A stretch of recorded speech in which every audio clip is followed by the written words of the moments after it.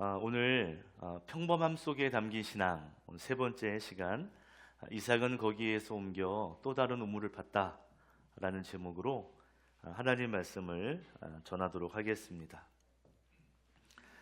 오디너리라고 하는 영어는 평범한, 보통의, 일상적인 이런 뜻을 가진 단어입니다. 평범함이 홀대받는 세상을 우리가 살고 있죠. 평범함을 지루하다고 여기고 또 평범함을 나약하다고 여기는 세상이기도 합니다. 그래서 평범한 사람은 왠지 인기가 없고요. 또 오히려 돋보이는 사람, 그런 사람들은 좋아합니다. 그래서인지 몰라도 사람들은 평범해지지 않으려고 애쓰고 노력하죠. 그렇지만 성경은 좀 다릅니다. 세상은 평범하지 않으려고 노력하지만 성경을 보면 하나님은 평범한 사람 또는 평범 이하의 사람을 하나님이 사용하시는 이야기가 성경에 가득 담겨 있습니다. 하나님은 평범한 사람을 멋지게 사용하시는 분이에요. 사도 바울은 고린도 교회 성도들에게 이런 말을 했습니다. 하나님은 때때로 평범한 사람, 연약한 사람, 때로는 나약한 사람을 사용하신다. 고린도전서 1장 27절에서 29절에 보면 하나님께서는 지혜 있는 자들을 부끄럽게 하시려고 세상의 어리석은 것들을 택하셨으며 강한 것들을 부끄럽게 하시려고 세상의 약한 것들을 택하셨습니다. 하나님께서는 세상에서 비천한 것들과 멸시받는 것들을 택하셨으니 곧 잘났다고 하는 것들을 없애시려고 아무것도 아닌 것들을 택하셨습니다. 이리하여 아무도 하나님 앞에서는 자랑하지 못하게 하시려는 것입니다. 하나님께서 평범한 사람들을 사용하신다. 왜요? 그런 사람들을 통해서 자기가 잘났다고 하는 사람, 자기가 최고라고 하는 사람들이 자랑하지 못하도록 하시려는 것이라는 거죠. 하나님은 평범한 사람, 때로는 나약한 사람, 연약한 사람, 못난 사람도 사용하실 수 있습니다. 그래서 내가 얼마나 평범한가, 또 내 인생이 얼마나 평범한가, 이건 중요하지 않습니다. 진짜 중요한 게 뭔지 아세요? 내가 하나님께 쓰임받고 있느냐가 중요한 거죠. 하나님이 나를 사용하시는 것, 그러면 그 자체가 평범하지 않은 것입니다. 나와 내 인생이 때로는 평범하고 그 이하의 인생이라 여겨질지라도 전혀 실망할 필요가 없어요. 왜요? 하나님은 오늘도 평범한 사람들을 사용하셔서 하나님의 놀라운 역사를 이루어 가시기 때문입니다. 우리가 그리스도인이 되었다고 해서, 우리가 믿음으로 예배했다고 해서 우리의 삶이 특별해진다거나 뭔가 드라마틱한 기적의 이야기들이 펼쳐지는 것은 아니죠. 너무나 평범해서 우리의 제목인 오디너리, 보통의 삶이 계속 반복되는 것 같습니다. 뭔가 좀 특별해지고 싶은데, 예수 믿는 사람들은 세상의 보통 사람들보다 조금 더 탁월한 어떤 무언가를 보여주고 싶은데, 그러지 못한 내 삶을, 내 모습을 바라보면 억울하기도 하고 속상하기도 하죠. 근데 여러분, 중요한 게 하나 있습니다. 평범한 일상이지만 그 일상 속에서 내가 믿음을 지켜내고 내 영성을 하나둘 쌓아 나갈 때, 그럴 때 평범함 속에 나의 탁월한 영성이 드러나게 되는 거예요. 평범한 일상에서 매일 우리의 영성을 하나하나 더해갈 때 우리의 신앙은 단단해지고 우리의 믿음은 강력해지고, 그래서 탁월한 성도로 우리가 만들어지는 것입니다. 하나님은 평범한 일상에서 우리가 탁월한 신앙을 사용하며 살아가기를 원하는 줄로 믿습니다. 평범하냐? 그러나 너의 믿음은 탁월해야 한다. 평범한 일상에서 탁월한 신앙을 담고 살아가시기를 주님의 이름으로 축원합니다.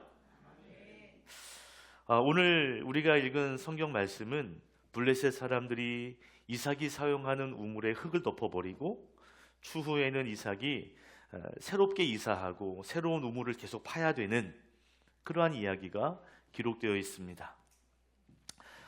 근동 지역에서 우물은 엄청나게 중요하죠. 생존과 미래를 결정하는 아주 중요한 인프라라고 할 수 있습니다.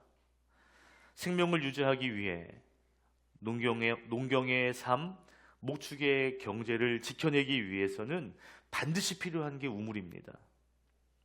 그런데 블레셋 사람들이 이삭이 우물을 사용하지 못하도록 방해하고 시비를 걸고 나중에는 뭐라 그러냐면 야, 우물을 떠나라, 이 지역을 떠나라 라고 겁박을 주고 협박을 합니다.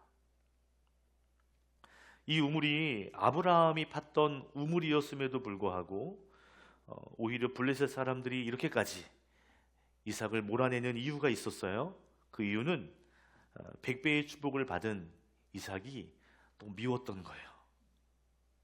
우리 창세기 26장 12절 함께 읽겠습니다. 시작. 이삭이 그 땅에서 농사를 지어서 그 해에 100배의 수확을 거두어들였다. 주님께서 그에게 복을 주셨기 때문이다. 아멘. 여러분, 이 말씀이 여러분의 삶에 이루어지기를 축복합니다. 몇 배 축복이요? 100배요, 100배. 하나님께서 이삭에게 100배로 수확을 거둬들일 수 있도록 하나님께서 복을 주셨다. 성경은 말하고 있죠. 100배의 수확을 거두었으니 이삭은 당연히 부자가 되었을 겁니다. 성경은 그 다음 절에 그의 재산이 늘어나서 아주 부유하게 되었다라고 정확하게 기록하죠. 여러분, 이삭의 아버지 아브라함은 이미 거부였어요. 외아들 이삭에게 그 재산을 다 주었습니다. 이미 이삭은 부자였거든요. 그런데 그 해에 100배의 수확을 거뒀대요. 이미 엄청난 부자인데 더 큰 부를 얻게 된 것이죠.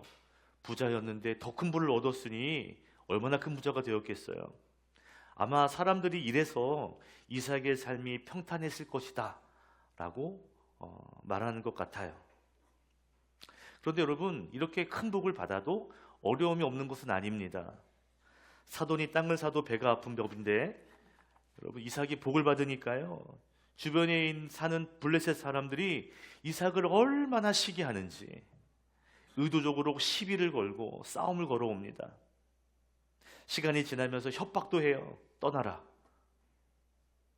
이때 이삭은요, 조용히 그곳을 떠나갑니다. 이삭은 새로운 장소 그랄이라고 하는 평원에 장막을 치고 거주해요. 당연히 물이 필요하니까 또 우물을 파야 했습니다. 그런데요, 그곳에서 샘줄기를 발견하게 돼요. 물줄기를 발견합니다. 사람이 죽으라는 법은 없구나. 이런 우물을 발견하게 되는 사건이 일어난 거죠. 그런데 이번에도 그랄에 사는 목자들이 찾아와요. 또 시비를 걸어요. 여러분, 그랄이라는 동네도 블레셋 땅이거든요.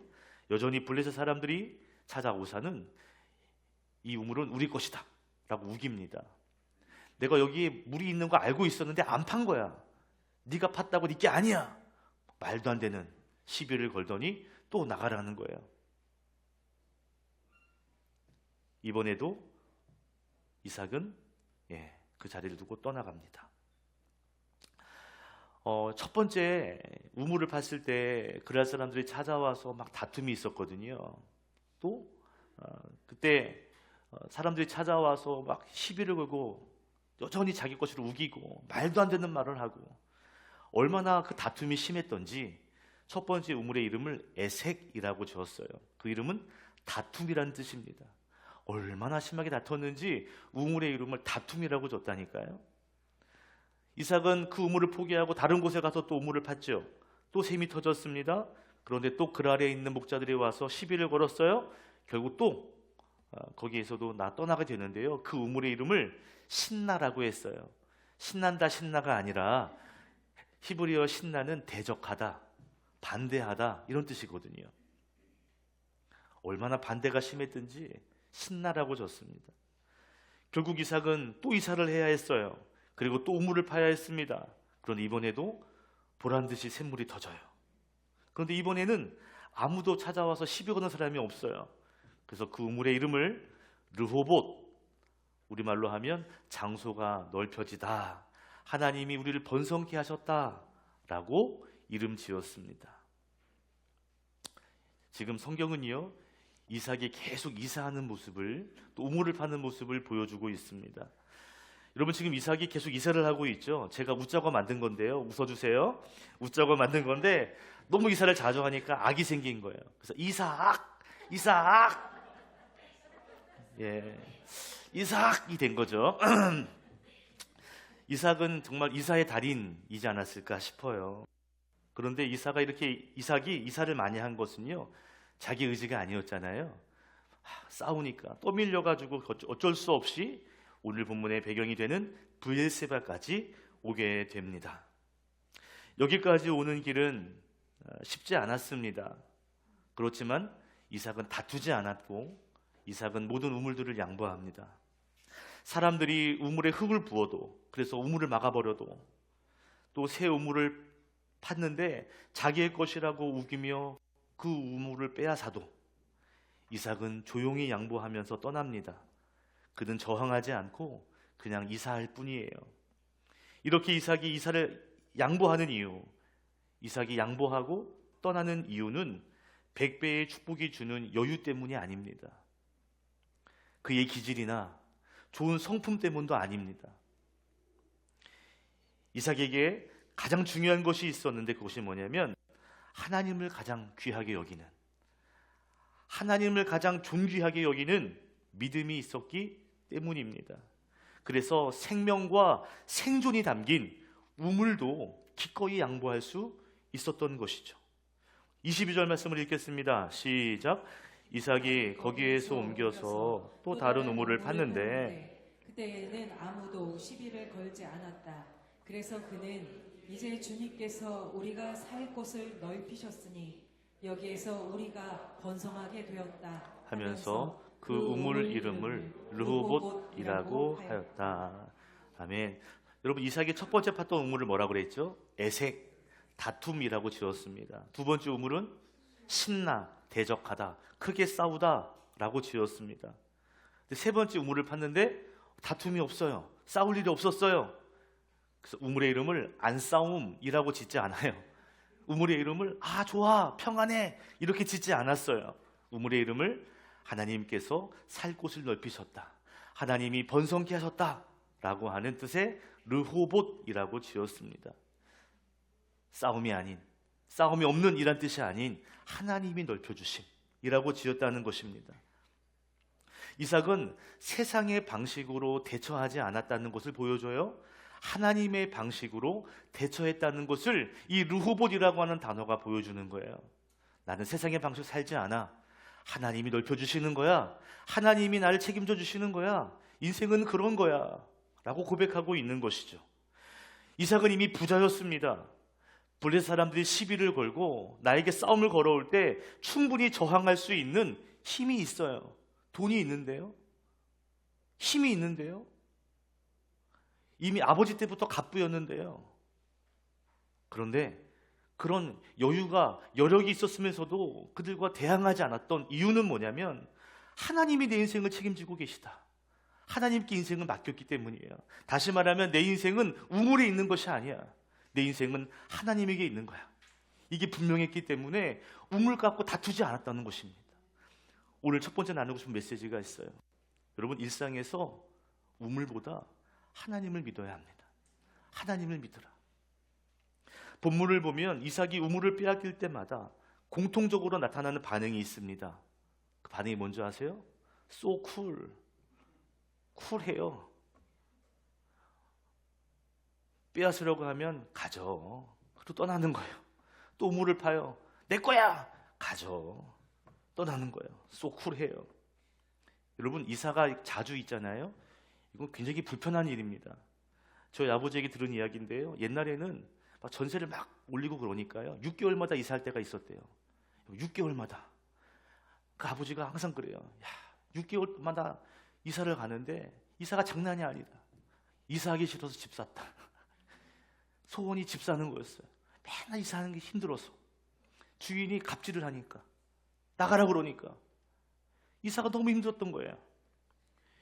이삭에게 이사가 안 힘들었을까요? 얼마나 많은 사람들을 거느리고 있는데요. 그리고 유목 생활이 쉽지 않습니다.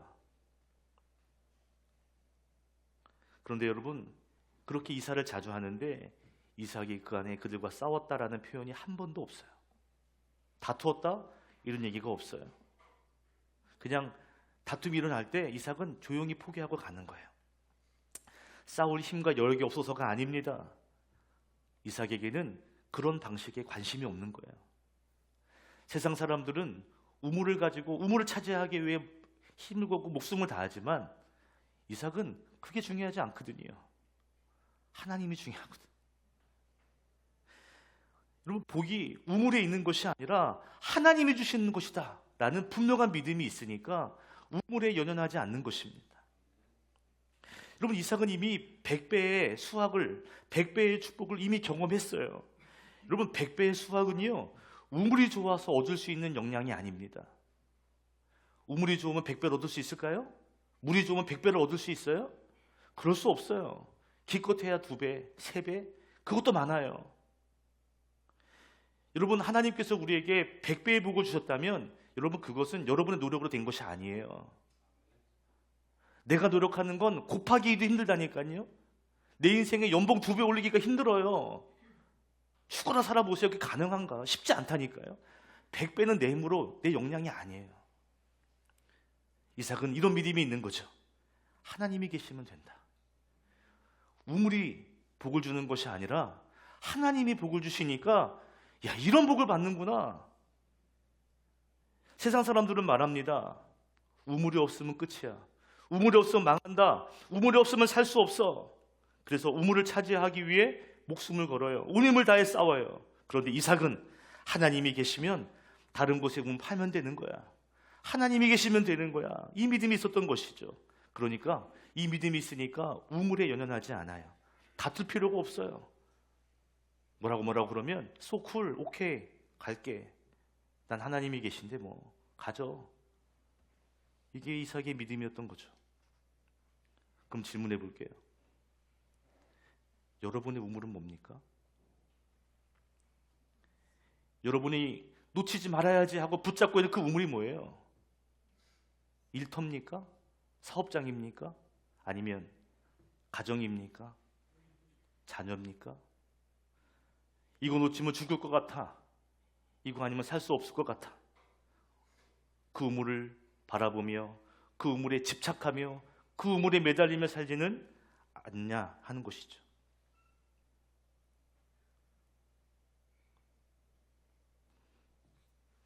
기독교 역사상 가장 영향력 있는 교부라고 불리는 아우구스티누스 또는 어거스틴이라고 불리는 교부는 그가 쓴 책 고백론에서 이런 말을 남겼습니다. 함께 읽어볼까요? 하나님보다 더 소중히 잡고 있는 것이 있다면 그것은 축복이 아니라, 다시 한번 시작. 하나님보다 더 소중히 붙잡고 있는 것이 있다면 그것은 축복이 아니라. 여기서 말하는 사슬은 체인을 말합니다. 묶을 때 쓰는 체인이요. 체인은 속박과 구속을 말하지요. 하나님보다 더 소중한 우물에 매달려 우물을 붙잡혀 우물에 갇혀 살게 되면 그러면 그 우물에 갇혀 살게 된다는 것입니다. 팀 켈러 목사님도 그 쓴 내가 만든 신이란 책에서 우상을 이렇게 설명했습니다. 같이 읽어볼까요? 시작. 당신에게 하나님보다 중요한 것, 하나님보다 더 크게 당신의 마음과 생각을 차지하는 것, 하나님만이 주실 수 있는 것을 다른 데서 찾으려는 모든 시도, 그것이 바로 당신이 만든 신이다. 당신이 만든 신, 그것이 우상이다 라고 팀 켈러 목사님은 말합니다. 그러니까 이런 말을 합해보면 이런 거죠. 내가 집착하는 우물이 우상이 될 수도 있는 거예요. 우물에 집착하면 우물에 갇혀 살게 됩니다. 우물이 전부인 것처럼 우물에 목매달고 사는 것이죠. 결국 우물이 사슬이 되고 구속이 되고, 그리고 그 우물이 우상이 되고 신이 되는 거예요. 하나님을 주인 삼은 우리들은 하나님을 믿고 하나님을 의지하고 살아야 할 줄로 믿습니다. 하나님을 제대로 믿고 우물에 흔들리는 것이 아니라 하나님에게 붙들려서 하나님께 귀하게 쓰임받는 그런 멋진 인생, 그런 멋진 성도 되시기를 주님의 이름으로 축복합니다. 축복합니다. 아멘. 우물에 매이지 마세요. 이사의 달인 이삭은 우물에 매이지 않습니다. 브엘세바로 결국 이사하고 브엘세바까지 와요. 여기까지 오는 과정 속에 다툼이 일어났죠. 시비를 걸어왔으니까요. 쫓겨남이 있었죠. 어쩌면 브엘세바는 비통과 비운의 장소라고도 할 수 있을 겁니다. 왜요? 내가 오고 싶어서 온 것이 아니에요. 떠밀려 온 거예요.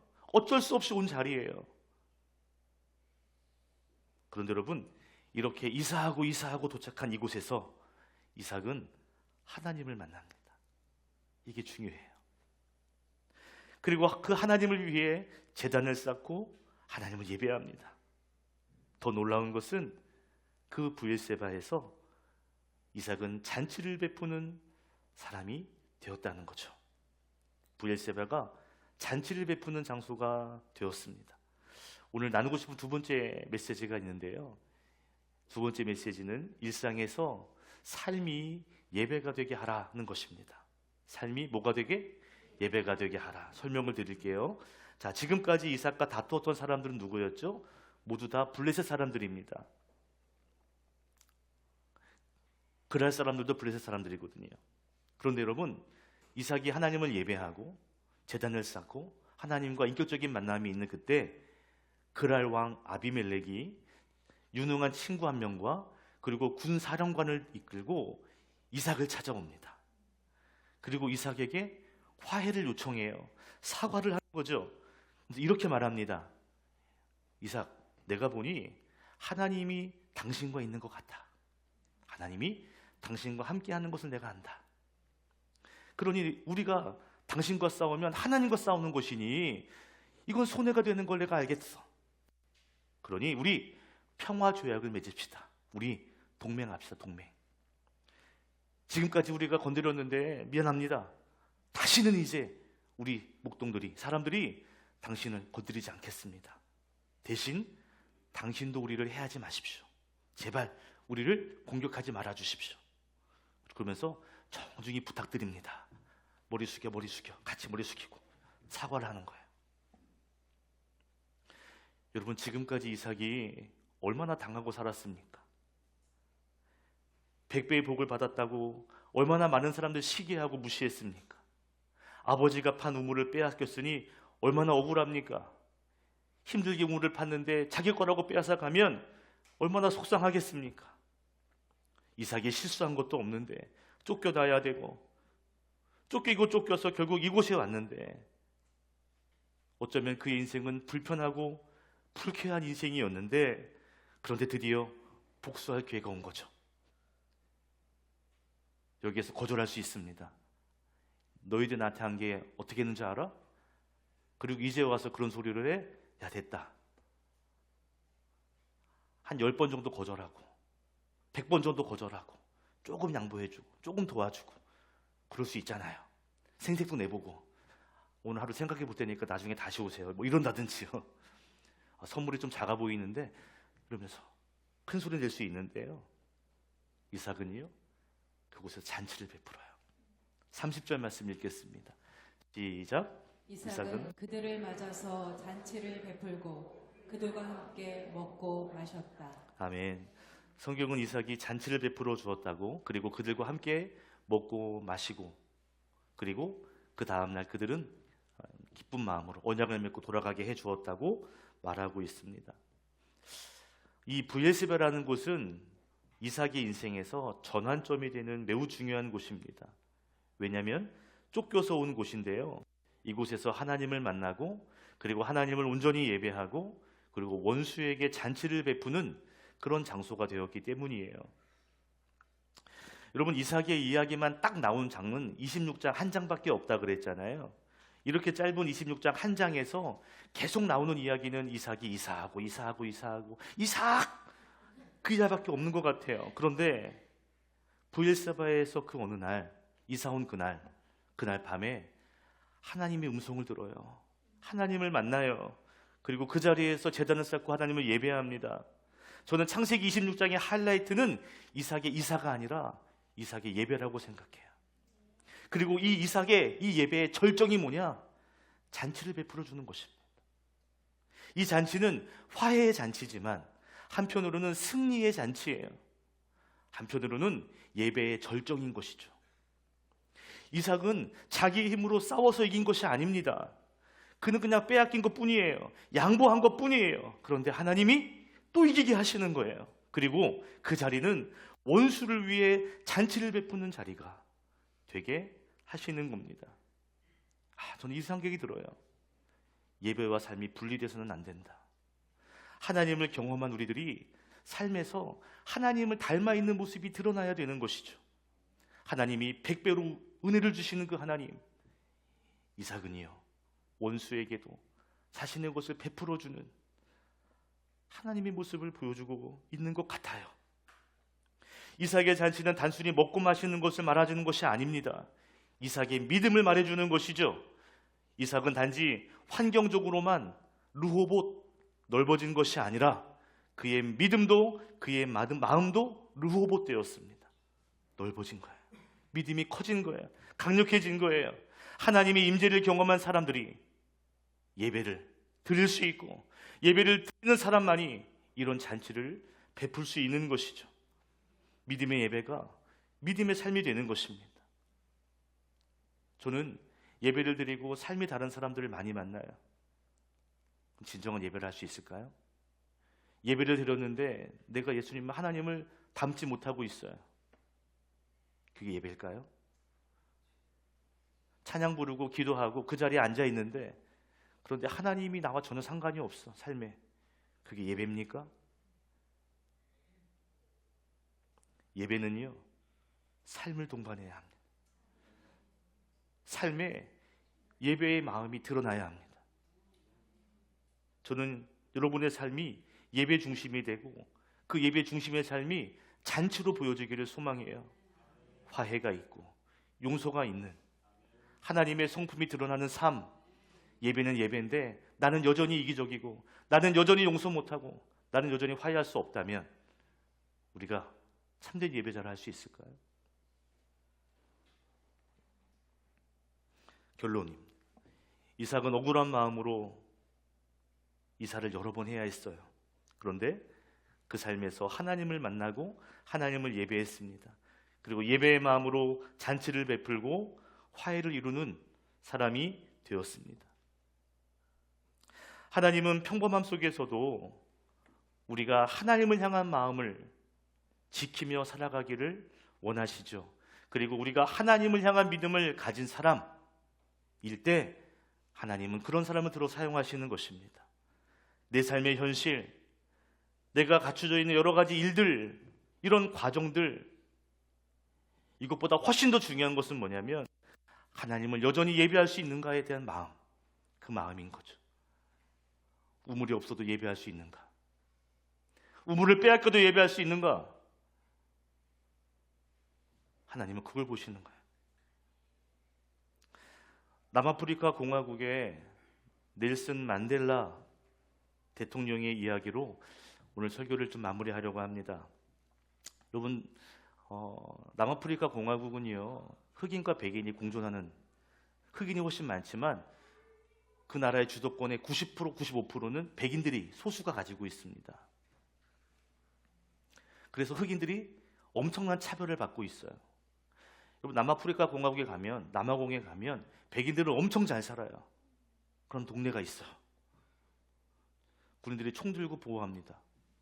흑인들이 들어오지 못하도록. 흑인들은 가난해요. 이 인종차별 제도를 철폐하기 위해서 이 넬슨 만델라가 열심히 활동했습니다. 그러다가 백인들에 의해서 붙잡히고 체포되고 결국 무기징역을 받게 됩니다. 위험한 인물이다. 감옥에 둔 거예요. 평생. 놀랍죠? 그 감옥에 갇혀 있는 동안에 그의 영향력은 더 커집니다. 그가 27년 동안 그 남아프리카 공화국 건너편에 있는 작은 섬에서 유배를 당하고 그 감옥에 갇히게 되거든요. 그럼에도 불구하고 그가 전하는 메시지들이 전 세계로 퍼지게 되고요. 세계적으로 관심을 받게 돼요. 결국 이 백인 극우 세력이 이렇게 두면 안 되겠다. 이건 감옥에 가둬도 이거 자꾸만 이런 일이 벌어지니까 방법은 뭐예요? 네, 죽이는 거예요. 어떻게 죽일까? 여러 가지 방법들을 고민해냈어요. 어떤 사람은 재판을 받는 과정 속에 지뢰를 설치해서 폭파시키면 어떻겠느냐. 도로에 폭탄을 설치하면 어떻겠느냐, 뭐 이런 암살 계획도 있었어요. 근데 충격적인 암살 계획 하나가 있었습니다. 교도소에서 당신을 죽이려고 한다. 그러니 나를 따라오십시오. 안전하게 보호해드리겠습니다. 그를 데리고 교도소를 나와서 안전한 곳으로 나가시라고. 그러면 그 중간에 저격수가 기다리고 있다가 감옥을 탈출했다. 그래서 저격하려고 했던 거예요. 근데 그때 넬슨 만델라가 이야기합니다.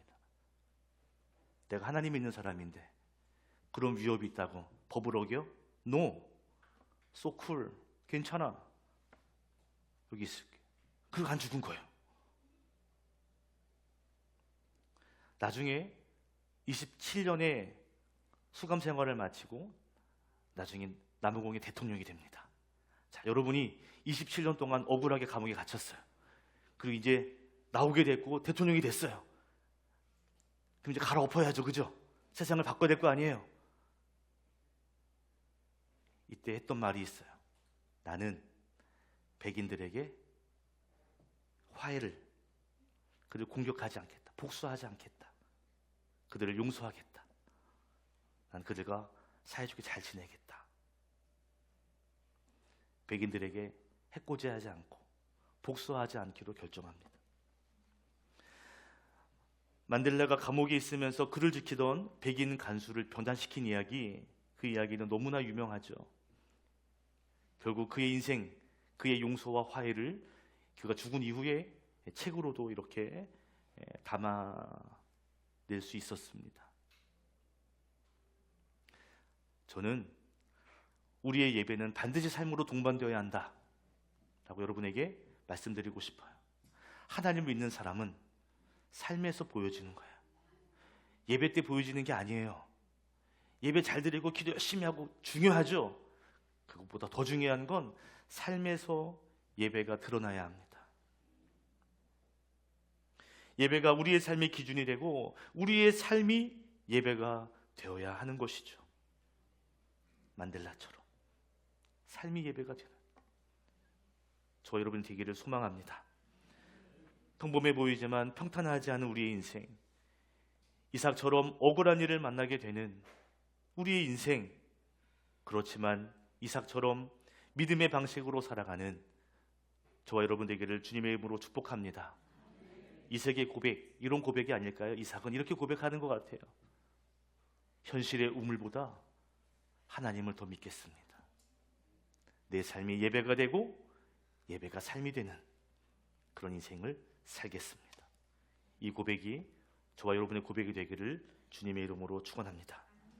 기도하겠습니다.